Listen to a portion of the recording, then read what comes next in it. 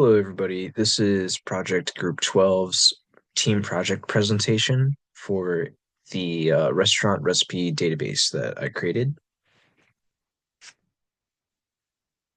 So, for the business summary, uh, this database or the schema is for a recipe management app, and it's designed to help restaurant chains and food businesses manage their recipes. It organizes recipes, ingredients, and chefs, allowing for easy tracking. And it has a focus on maintaining structured data so the chefs have access to create and update their recipes, making it easy to maintain consistency and quality. For business rules, a recipe must have at least one ingredient. A recipe can be associated with multiple chefs. Each ingredient in a recipe must be unique. Each recipe must belong to a category, and recipes must have a valid cooking time. This is the final ERD for our uh, schema. You can see that it's got these six different tables, and there's going to be recipes, for instance, that are associated with ingredients, and we needed a bridge table in order to connect those. So we have this bridge table, recipe ingredients, connecting recipes and ingredients. And you can see that it has the foreign keys, recipe ID and ingredient ID, which are the primary keys for recipes and ingredients. There's also a bridge table connecting chefs and recipes. And similarly, it has the foreign keys, recipe ID, and chef ID, which are the primary keys in chefs and recipes. This is some sample data. It's a spreadsheet, an Excel file that shows the tables. So the ingredient table and its primary key, and the recipe ingredients bridge table with its foreign keys, and the categories table with its category ID key. And then there's the bridge table recipe chefs, the table chef, and the table recipe with their IDs. Here's an example of some of the SQL that I created. So these are the queries to create the tables, recipe ingredients, and recipe ingredients. We can see that they have, for instance, for the recipes table, we have the recipe ID um, as the primary key, and it also has a recipe name, which is a varchar with 64 characters. It's not null, so it cannot be null. And it also has a category ID as a foreign key and a cooking time, which is an int, an integer. And then a couple other tables here that are set up similarly with their primary keys and foreign keys. Here's some more tables, the queries to create the tables. And then here are the insert queries. So we're going to be inserting the values, which are the categories.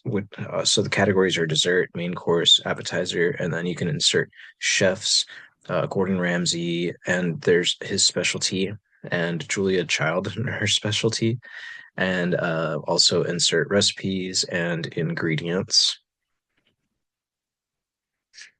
This is inserting into the bridge tables to link the table's recipes and ingredients.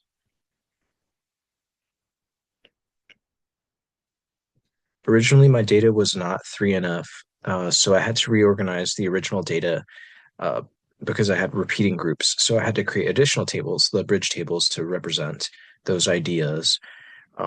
First, I had to retrieve first normal form. So it had to be in a table format with no repeating groups and a primary key identified, and then second normal form, which is one first normal form, and then no partial dependencies, which are partial dependencies are dependent on a part of the primary key. Then finally, it had to be 2NF, which is, or I'm sorry, 3NF, which is 2NF, and also no transitive dependencies. Transitive dependencies are dependent on something that is not the primary key. And eventually I did achieve third normal form. This schema uses normalization to handle repetition efficiently by separating the data into the tables and linking them with foreign keys. So ingredients are stored in the ingredients table and they're associated with recipes through the recipe ingredients table. Those are the bridge tables, are junction tables. We also have those bridge tables to connect recipes and chefs with the foreign keys. And uh, so that helps eliminate redundancy and ensures data consistency and makes the schema scalable so you can add new recipes, ingredients, or chefs without duplicating existing data, making it easy to manage and update information. Here's a couple in examples of some queries. Let's see, this first one.